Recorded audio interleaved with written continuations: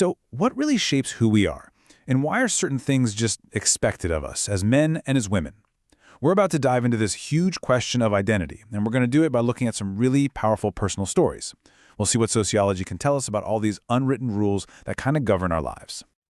Okay, first, let's meet Susan. Picture it. It's the early 1970s, she's in college, and her big dream is to become a doctor. But when she goes to her professor for some advice, he just completely shuts her down. And why? Well, it was simply because she was a woman. He basically saw her dream as breaking some unwritten rule, that her place was in the home, not in a hospital. Now let's look at John. He's a student at the same college, around the same time, but his struggle was totally different, more internal. You see, John just didn't like to fight, and it made him wonder if something was wrong with him. And his friends, they just made it worse, calling him names. So he's running into this other invisible wall, the rule that says real men have to be aggressive. So you've got Susan and John, both facing these totally different expectations. Their stories really point to this powerful set of unwritten rules that are just there in our society. And to really get a handle on what's going on here, we have to unpack a really important idea: the difference between sex and gender. All right, let's break this down. Over here on the left, you've got sex. This is all about biology. It's our anatomy, our chromosomes, XX or XY, and it's all determined at conception. But then on the right, we have gender. And this is a social thing. It's about all the cultural meanings, all the expectations a society decides to attach to being biologically female or male. The key thing here is that gender is a social construction. And those social expectations? Well, they have a name: gender roles. Think of them like the scripts society hands us for how we're supposed to act, think, and even feel, all based on our sex. Susan was told her role was to be a wife and mother, not a doctor. John was told his role was to be tough and aggressive, not peaceful. See? Both of them were being pressured to stick to the script. And where does all this start? Well, it starts the moment we're born. This whole process of learning the rules, which sociologists call socialization, kicks off immediately. And it can be something as simple and, seemingly innocent as wrapping girls in pink blankets and boys in blue ones. Those colors come loaded with a whole set of cultural baggage that we start absorbing before we can even talk. Okay, so this brings us to one of the biggest debates out there. Are these gender roles that we see all around us based on biology, on our nature? Or are they something we learn through our upbringing and our culture, a product of our nurture? Let's take a look at the arguments. And, this isn't just some abstract academic debate. These beliefs have a huge impact on the real world. When people were surveyed, more than a third of them, almost 35%, still agreed with the idea that a man's main role is to be out in the world, while a woman's role is to take care of the home. It just goes to show how deep some of these ideas about natural roles really go.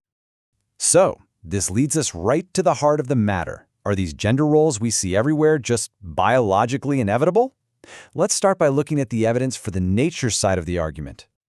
Okay, so the evolutionary psychology argument kind of goes like this. Way back in prehistoric times, survival meant a strict division of labor. Men, who were generally bigger and stronger, became the hunters. This favored traits like strength and aggression. Women, on the other hand, were the ones having babies, which kept them closer to home and favored traits like being nurturing. The idea is that over thousands and thousands of years, these traits got passed down genetically. This argument also points to things like testosterone levels to help explain why men tend to be more aggressive. But sociologists look at this and say, hang on, it's not that simple. They point out that prehistoric life wasn't just one single story. Human environments were super diverse. Also, let's be real, brute physical strength isn't nearly as important for survival today. Plus, and this is a big one, they warn that this biological argument can be pretty dangerous because it can be used to justify gender inequality, to make it seem natural and impossible to change. And finally, they argue that even something like aggression in little kids could be learned, not just hardwired. So, if it's not all just biology, where's the proof for nurture? Well, one of the best ways to test this is to see if gender roles are the same all over the world. This is where things get really interesting. Let's take a quick trip around the globe with some anthropologists. So check this out. This is the amazing work of anthropologist Margaret Mead. She went to New Guinea and studied 3 different societies and found they had completely different gender rules.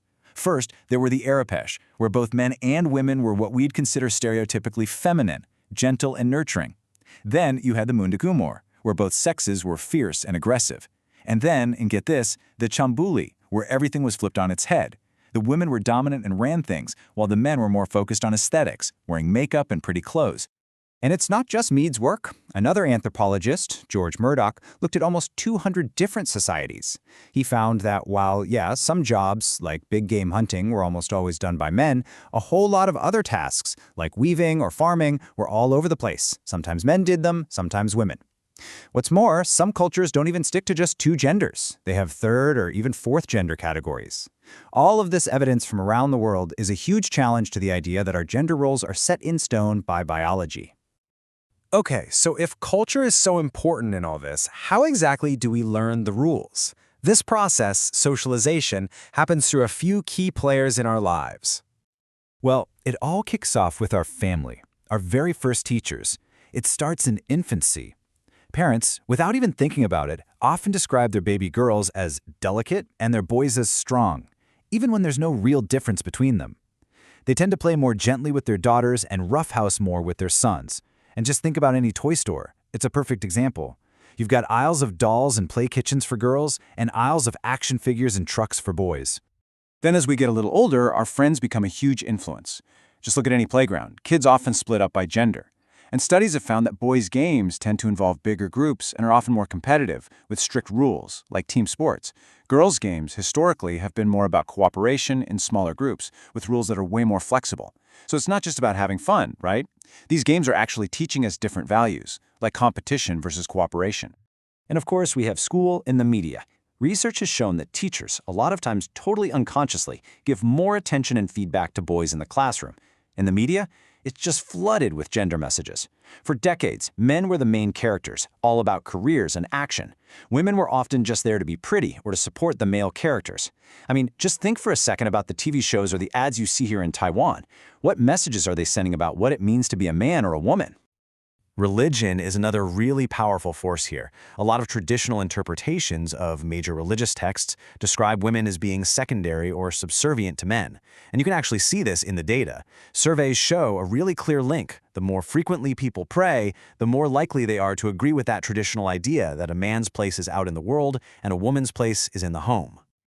So, we've covered the difference between sex and gender, we've looked at the whole nature versus nurture debate, and we've talked about how we learn all these rules. So what? Why does any of this matter? What's the real power in understanding all of this? Here's the most important takeaway. The crucial point is this. Yes, biological sex is real, but the roles, the rules, and all the expectations we attach to being female or male, those are not inevitable. They are shaped primarily by our culture and by our society. And here's the kicker. If something is made by society, it means it can also be changed by society. Once you understand this distinction, it gives you a whole new lens to see the world through. It's like someone just handed you the blueprint for the building you've been living in your whole life. So, I'll leave you with this question. Now that you can see that blueprint, what gender rules, the big ones and the small ones, do you start to notice in the world around you, in your everyday life?